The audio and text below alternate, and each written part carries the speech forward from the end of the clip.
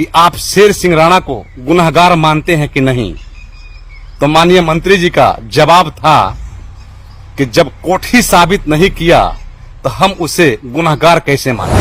सबसे सर, फूलन देवी का हत्यारा इस टाइम समाज में बाहर है, जेल से बाहर आया है और आरोप है आप लोगों के ऊपर कि वो भारतीय जनता पार्टी के साथ। अभी राज्यपाल कश्यप आए थे कुछ दिन पहले, उन्होंने कहा कि भारतीय जनता पार्टी के साथ वो लोग हैं जिन्होंने फूलन देवी की हत्या की और संजय निषाद भाजपा के साथ हैं। तो क्या ये सिर्फ समाज को गुमराह कर रहे हैं संजय निषाद, इस तरह की बात कह के गए? और शेर सिंह तो खुलेआम जो है वो धमकी दे ही रहे हैं कि हम करणी सेना के हैं और हम रामजी लाल सुमन को देख लेंगे और वहां कूच करेंगे। तो बाहर होने के साथ साथ भाजपा के साथ है, इस तरह के आरोप लग रहे हैं। देखिए, जिस दिन फूलन देवी का हत्यारा जो न्यायालय से पनिष्ठ हो जाएगा कि ये हत्यारा है, ठीक है, यही हत्यारा है और उससे भारतीय जनता पार्टी अपने किसी मेन स्ट्रीम में पद देती है, रखती है, तो उस दिन मैं भारतीय जनता पार्टी से साथ छोड़ दूंगा। लेकिन अभी ऐसा नहीं है कि कोई कह दे मैं हत्यारा हूँ मान लिया जाएगा। तो न्यायालय से संबंधित है ना वो। तो मान लीजिए आज के दिन में किसी कह देने से कि अपना हीरो बनने के लिए हम हत्यारे हैं, अब फिर पता चला उसी बहन के साथ, बहन को कहता नहीं साहब मैं तो ऐसे बोला था वैसे बोला था।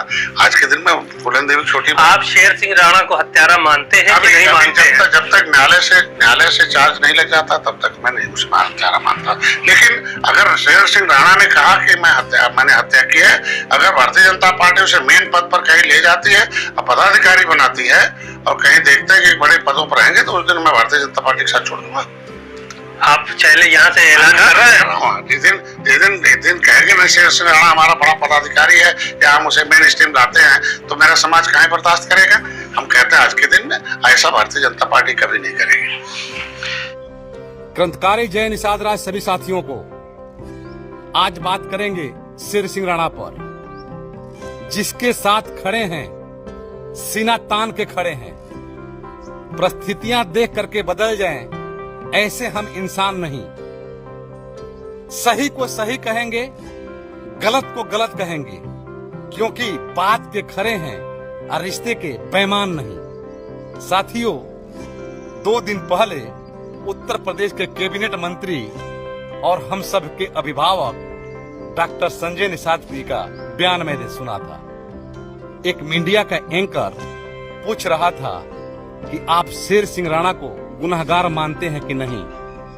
तो माननीय मंत्री जी का जवाब था कि जब कोर्ट ही साबित नहीं किया तो हम उसे गुनहगार कैसे माने। सबसे पहले तो मैं बता दूं कि कोर्ट के पास कम सबूत के अभाव में कोर्ट छोड़ती है, इसका मतलब ये नहीं हुआ कि वो व्यक्ति गुनहगार नहीं है। दूसरी बात आपको बता दें कि उसको 10 साल की सजा कोर्ट पहले ही सुना चुकी है। लेकिन जिस सरकार में आप हैं, जिस पार्टी के साथ गठबंधन में हैं, उसी पार्टी के छत्रछाया से हमारे बहन का कातिल घूम रहा है।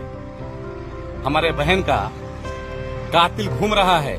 ये बड़ी शर्म की बात है। राजनीति करना बुरी बात नहीं है, करना चाहिए, लेकिन अपना स्वाभिमान बेचकर राजनीति करना ये कतई सही नहीं है। वो गुनहगार है तो गुनहगार रहेगा। दूसरी बात, आप सरकार में हैं, आप बहन फूलन देवी को मानते हैं, आप उनका सब कुछ मनाते हैं, उनके नाम पर वोट बटोरते हैं, तो आपको भी आज गवर्नमेंट के सामने खड़ा होकर कहना चाहिए कि हमारे बहन को न्याय मिलना चाहिए, नहीं कि उसके और पॉलिसी लगाना चाहिए और उसको आरोप से मुक्त कराना चाहिए।